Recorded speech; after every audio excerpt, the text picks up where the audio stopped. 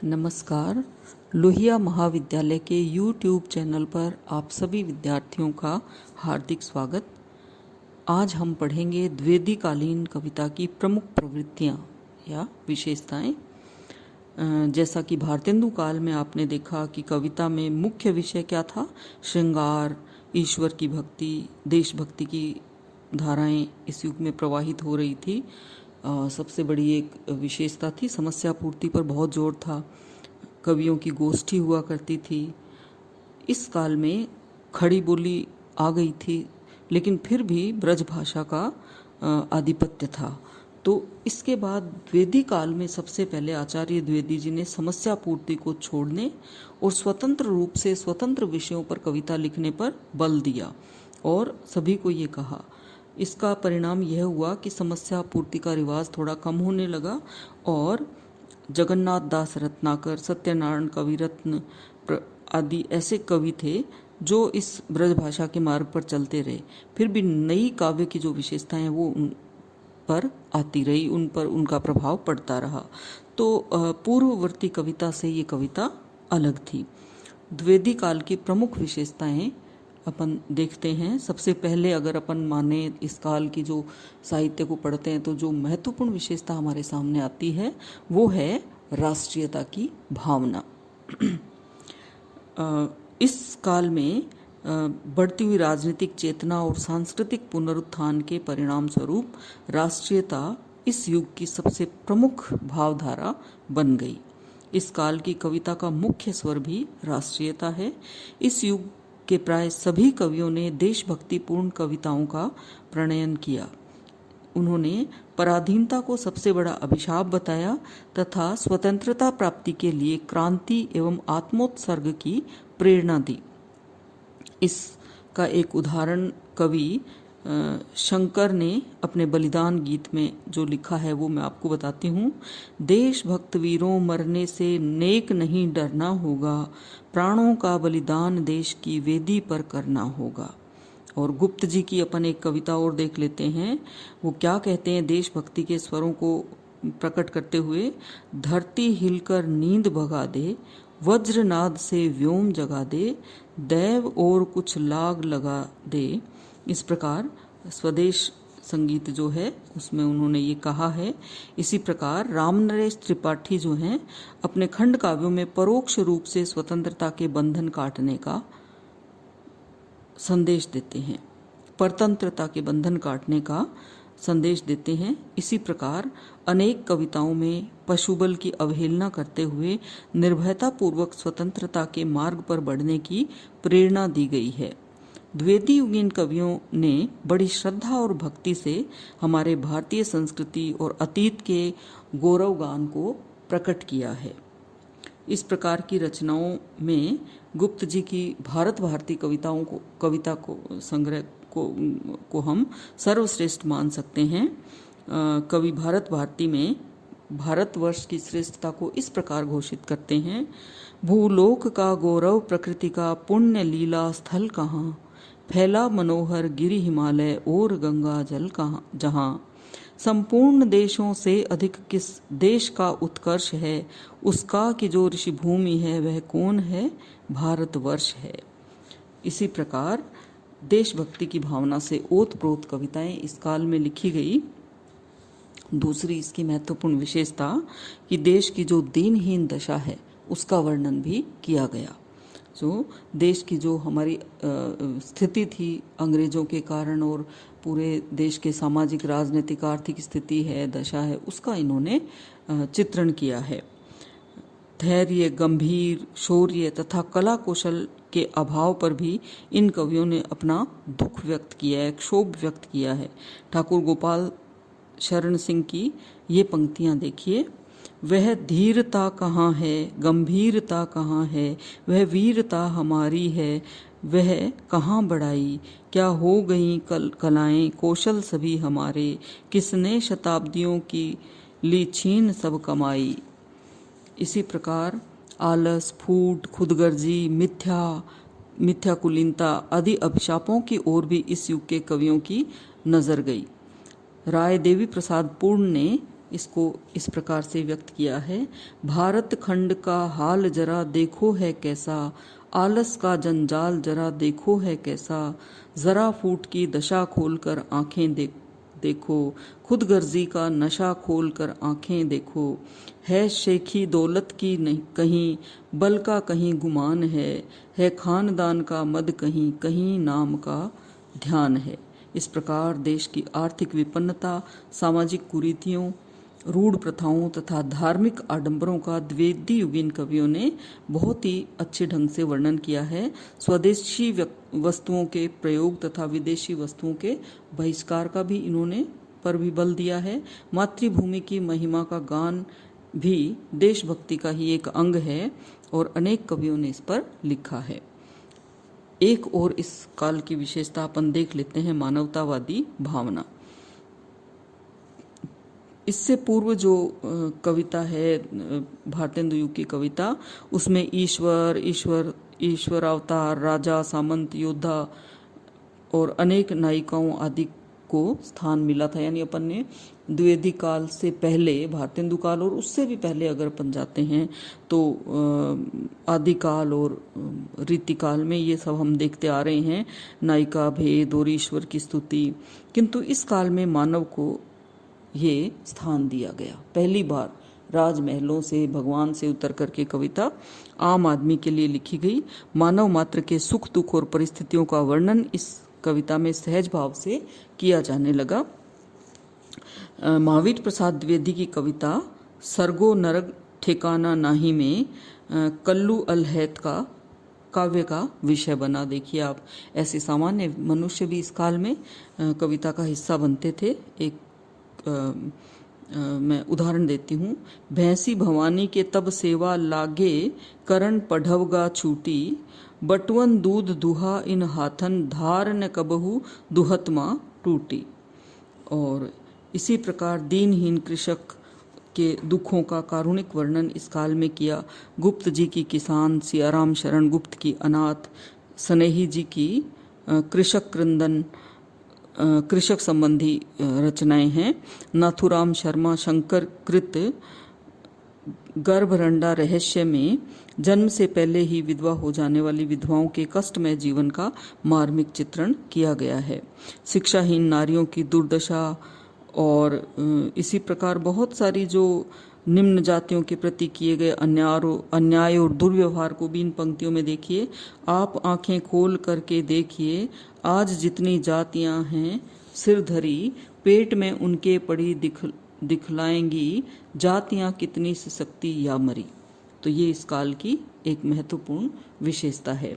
इसी प्रकार एक विशेषता और देखिए, नीति और आदर्श, यानी आदर्श और नीति की बातें की गई। इस काल के कवि नीति परक हैं।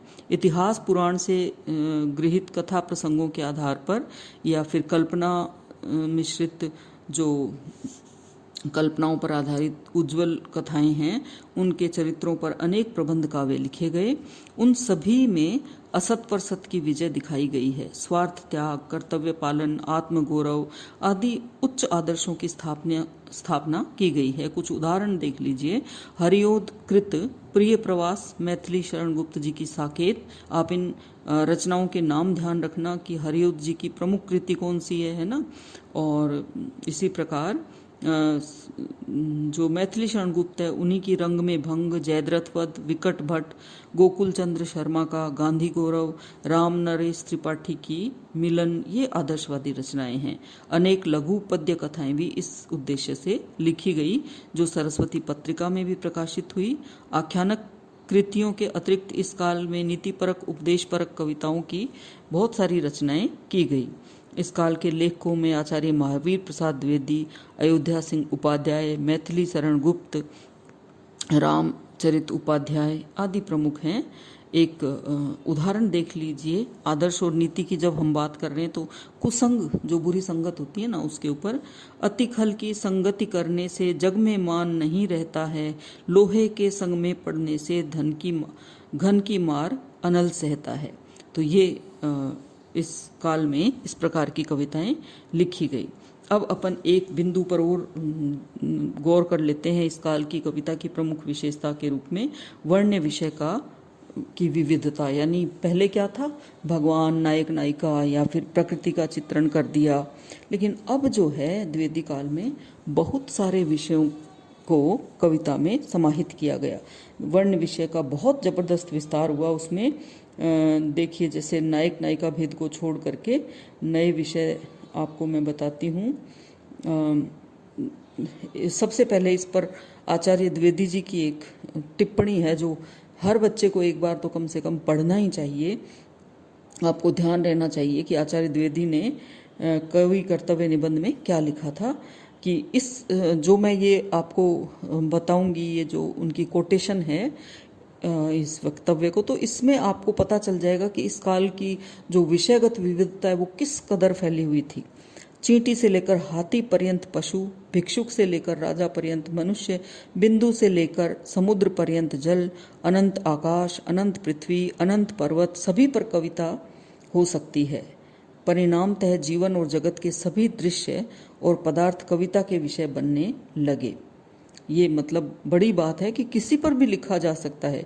अनेक छोटे छोटे साधारण विषयों पर भी कविताएं लिखी गई। वस्तुतः ऐसे विषयों को लेकर इस युग में लिखी गई छोटी छोटी कविताओं की तो कोई सीमा ही नहीं है। तो इसमें अपन देखिए कितने जो किन किन विषयों के ऊपर, विषय मतलब टॉपिक जिसको आप कहते हो, किन किन विषयों पर लिखा गया, आप इनका विस्तार देखिए।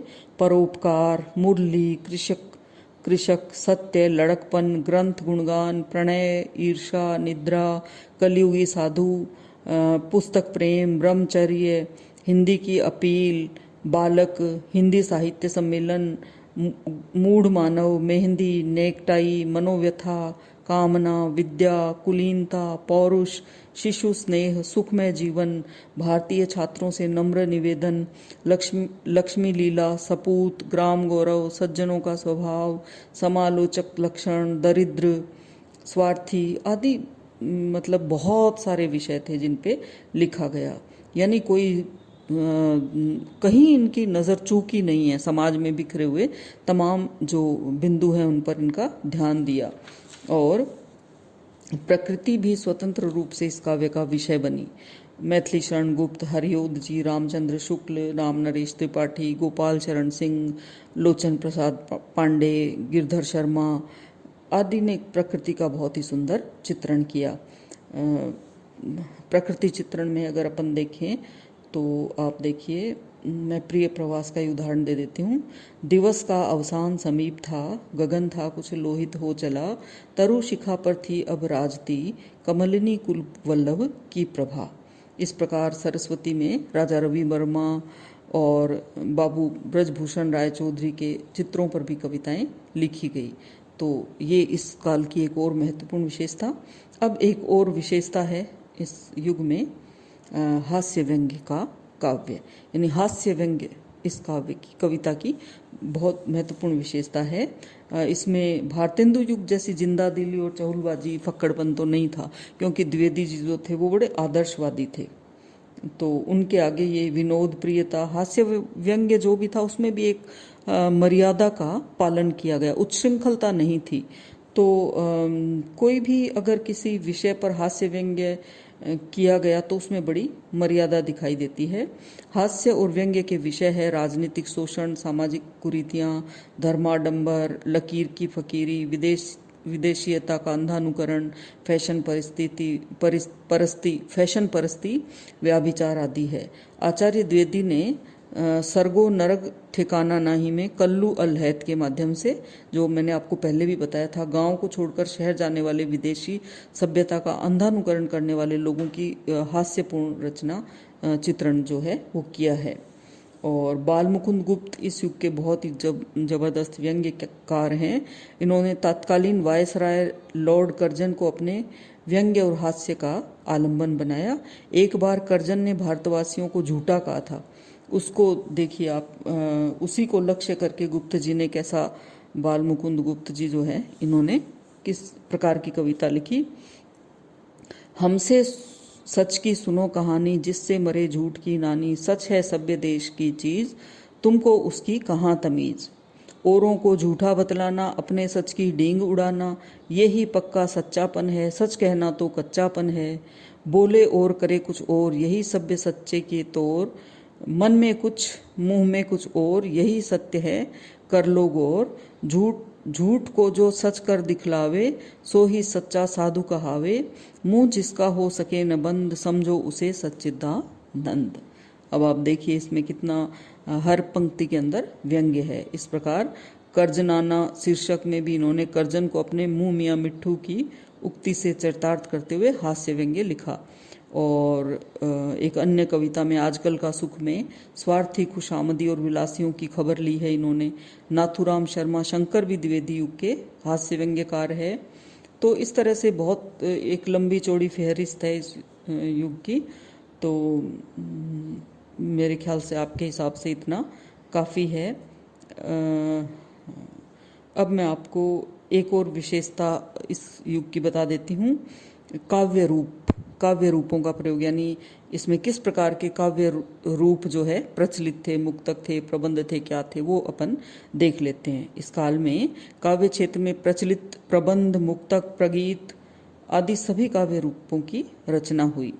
अपने को आप लोग ये याद रखना कि कौन कौन से प्रबंध है, कौन से मुक्तक है, बस इनके नाम याद रखना तो आपको इसमें सहायता मिलेगी। कथाश्रित काव्य रचना कवियों को अधिक सुगम प्रतीत हुई। प्रिय प्रवास, साकेत अधिकांश भाग तथा रामचरित, चिंतामणि महाकाव्यों का प्रणयन इसी युग में हुआ। हिंदी के अनेक श्रेष्ठ खंड काव्य भी इस युग में लिखे गए, जिनमें से गुप्त जी के तो आपको मालूम ही होगा, आप याद रखना, इसको अंडरलाइन कर लेना। गुप्त जी के रंग में भंग, जयद्रथ वध, किसान, और इसी प्रकार प्रसाद जी का प्रेम पथिक 1913 में जो आया था, सियाराम शरण गुप्त का मौर्य विजय 1914 में, राम नरेश त्रिपाठी का मिलन 1917 में, तथा गोकुल चंद्र शर्मा का गांधी गौरव, ये विशेष रूप से नाम लिए जा सकते हैं। इसी तरह विकट भट्ट, केशव की कथा, शकुंतला जन्म, सर्गो नर्ग ठिकाना नहीं, रुक्मणी संदेश, सीता सती सीता, वीर पंचरत्न, बहुत सारी पद्य कथाओं का निर्माण हुआ। मुक्तक रचना की ओर इस युग में सभी कवियों ने कुछ न कुछ लिखा है। छोटे छोटे विषयों को लेकर स्वतंत्र पद्यों की रचना इस काल में हुई। शंकर और हरियोद ने समस्या पूर्ति के रूप में बहुत छोटे छोटे सुंदर सुंदर मुक्तक लिखे। रत्नाकर ने प्रबंध मुक्तक, उद्धव शतक की रचना की, है ना। तो इस प्रकार आप बहुत सारे आपको उदाहरण मिलेंगे। और प्रगीतों का प्रणयन भी हुआ, यानी प्रगीत भी लिखे गए। वास्तविक विकास तो द्विवेदी युग में के बाद हुआ प्रगीतों का, लेकिन थोड़े बहुत इस युग में, जैसे इस क्षेत्र में मुकुटधर पांडे, मैथिली शरण गुप्त, माखनलाल चतुर्वेदी का नाम लिया जा सकता है। तो ये काव्य रूप संबंधी इस काल की एक विशेषता आप जो ले सकते हैं। और अंतिम, वैसे तो बहुत सारी विशेषताएं हैं, पर मैं आपको प्रमुख विशेषताएं बता रही हूँ। इस युग की भाषा पर भी अपन गौर कर लेते हैं। भाषा में भी परिवर्तन मिला है। तो भाषा में क्या था, ब्रज भाषा के स्थान पर खड़ी बोली इस काल में आ गई। और खड़ी बोली के भाषा सौंदर्य, मार्दव, अभिव्यंजना क्षमता के दर्शन के पश्चात उसकी काव्योपयुक्ता विवादास्पद नहीं रह गई है। किंतु द्विवेदी काल से पूर्व ऐसी बात नहीं थी। इस काल में ऐसा, इससे पहले इतनी अच्छी नहीं थी। जॉर्ज ग्रियर्सन जैसे भाषाविद, भारतेंदु प्रतापनारायण मिश्र आदि कवि तथा बाद में रत्नाकर सरीखे कवि मनीषी खड़ी बोली की काव्योपयुक्ता के विषय में संदेहशील थे। द्विवेदी युगीन काव्य ने इस शंका को निर्मूल सिद्ध कर दिया। यद्यपि खड़ी बोली काव्य नीरस, तुकबंदी के अतिरिक्त कुछ नहीं था, किंतु उसमें उत्तरोत्तर निखार आता गया। जयद्रथ वध की प्रसिद्धि ने ब्रज भाषा के मोह का वध कर दिया। भारत भारती की लोकप्रियता खड़ी बोली की विजय भारती सिद्ध हुई। वस्तुतः द्विवेदी काल का विकास इस बात का गवाह है कि खड़ी बोली की अपरिपक्वता, अव्यवस्था और अमार्दव से किस भांति परिपक्वता, व्यवस्था, मार्दव तक पहुंची, यानी रिपेयरिंग इस काल में हुई। और इसी प्रकार एक अंतिम अपन विशेषता चलते चलते देख लेते हैं, छंदों का वैविध्य। इस काल में छंद के क्षेत्र में भी बहुत सारी विविधता मिलती है। दोहा, कविता, सवैया के प्रयोग तक ही कवि नहीं रहे, वरन रोला, छप्पे, कुंडलियां, सार, सरसी, गीतिका, हरि गीतिका, ताटंक, लावनी, वीर, आदि छंद भी कुशलतापूर्वक लिखे गए। हिंदी के ही नहीं, संस्कृत के वर्णिक छंद और उर्दू बहरों को भी अपनाया गया। गुप्त जी, हरिओम तथा शंकर ने छंद प्रयोग में अद्भुत कौशल का परिचय दिया। आचार्य महावीर प्रसाद द्विवेदी ने छंद के विशेषीकरण का भी परामर्श दिया। परिणाम स्वतः गुप्त जी ने हरिगीतिका, हरिओम ने वर्णिक छंदों तथा उर्दू शैली के चौपदों, शंकर की कवित्तों, पूर्ण जी ने कुंडलियां, गोपाल शरण जी ने कवित्त सवैया, गया प्रसाद शुक्ल स्नेही और भगवान दीन ने उर्दू बहरों में अधिक वैशिष्ट्य को प्राप्त किया। तो इस प्रकार द्विवेदी युग की प्रमुख विशेषताओं को आज अपन ने देखा। आप इसे पढ़िएगा। धन्यवाद।